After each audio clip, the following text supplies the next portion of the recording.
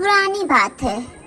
एक घना और पुरस्कार जंगल था जिसके बारे में लोग कहते थे कि वहाँ जिन, परियां और जादुई मखलूकात बसते हैं।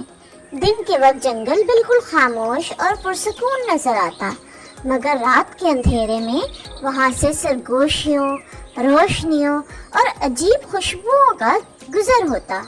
लोग डरते थे कि इस जंगल के अंदर जाना आसान है, लेकिन वापस आना मुश्किल। इसी जंगल के करीब एक छोटा सा गांव था और इस गांव में एक दरवेश रहता था। वो निहायत नेक, परहेजगार और अल्लाह का जिक्र करने वाला शख्स था।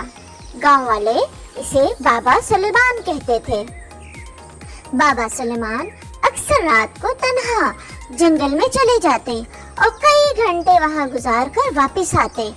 गांव वाले हैरान होते कि वहां किससे बात करते हैं, मगर कभी किसी ने उनसे पूछने की जुर्रत ना की।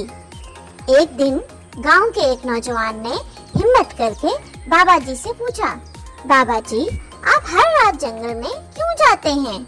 वहाँ तो जिन भूत रहते हैं, आपको डर नहीं लगता?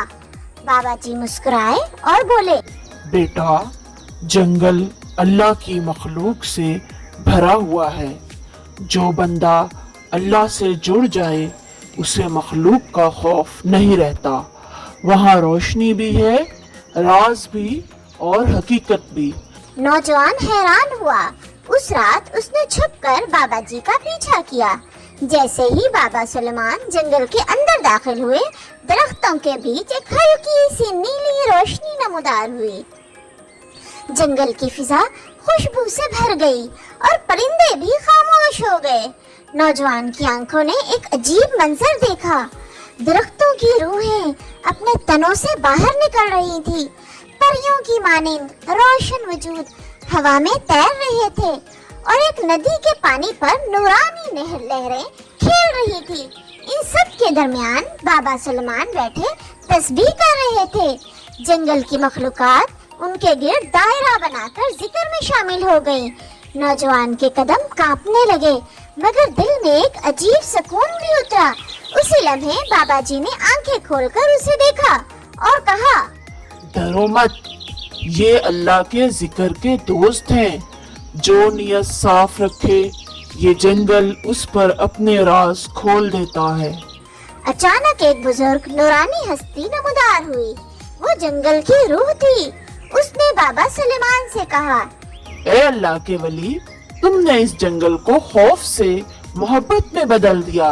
तुम्हारे जिक्र से ये दरख्त जिंदा है, ये हवा पाक है और ये जमीन बाबरकत। तुम्हारे बाद ये राज सिर्फ उसको मिलेगा जो दिल से खालिस होगा। नौजवान ने ये सब सुना और रोना शुरू कर दिया।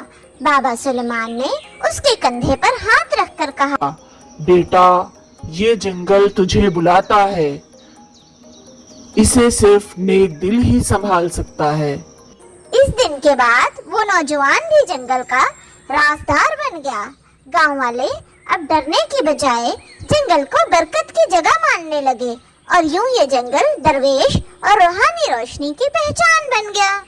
तो प्यारे बच्चों, अगर आपको ये कहानी पसंद आई हो तो उर्दू कार्टून्स को लाइक, शेयर और सब्सक्राइब